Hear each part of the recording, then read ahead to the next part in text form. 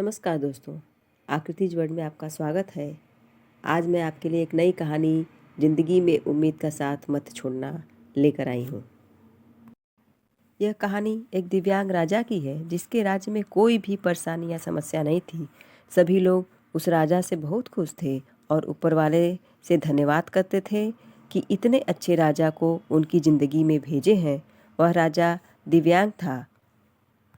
उसकी एक आँख नहीं थी और एक पैर नहीं था, लेकिन फिर भी राजा को इस बात का कोई मलाल नहीं था। एक दिन राजा अपने महल के गलियारे में घूमते हुए अपने पूर्वजों की लगी तस्वीर को देख रहा था और सोच रहा था कि मेरे पिताजी इतने शूरवीर थे, उनके पिताजी इतने शूरवीर थे, हमें इतने शूरवीर खानदान में जन्म लेने का मौका मिला। यह ऊपर वाले का धन्यवाद है। राजा ने सभी चित्र को देखते हुए आखिरी चित्र तक पहुंचा और फिर खाली जगह पर देखा तो चिंता में पड़ गया, क्योंकि उसे मालूम था कि अब यहाँ जो तस्वीर लगेगी वह उसी की लगेगी। लेकिन राजा को इस बात की चिंता नहीं थी कि वह मर जाएगा। चिंता इस बात की थी कि वहाँ जो पेंटिंग लगेगी वह कैसी लगेगी। राजा का एक आँख और एक पैर ना होने की वजह से वह चिंता में पड़ गया और सोचने लगा कि इस गलियारे में इतने शानदार पेंटिंग लगी है, लेकिन मेरी एक आँख और एक पैर ना होने की वजह से मेरी ही तस्वीर सबसे खराब लगेगी और सबसे भद्दी दिखेगी। राजा ने सोचा कि मेरे मरने के बाद पता नहीं कैसी पेंटिंग बनेगी, और क्यों न मैं अपने जीते जी ही एक शानदार पेंटिंग बनवाऊं, ताकि मुझे ये सुकून मिल जाए कि मेरी यहाँ अच्छी पेंटिंग लगेगी। अब उस राज्य में ऐलान करवा दिया गया और सभी पेंटर्स को बुलाया गया और कहा गया कि जो भी पेंटर राजा का शानदार पेंटिंग बनाएगा उसे शानदार इनाम मिलेगा।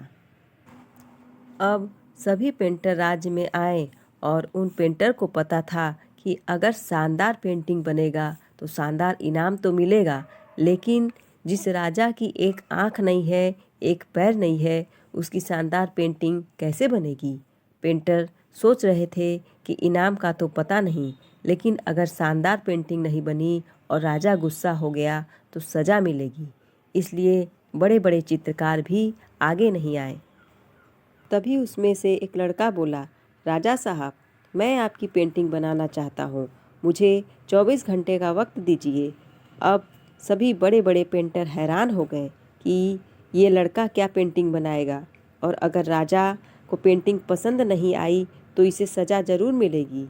राजा बोला, ठीक है, आप बना करके आइए।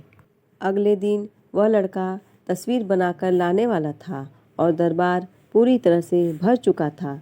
लोग दूर दूर से ये देखने के लिए आए थे कि वह लड़का कैसा पेंटिंग बनाकर लाएगा।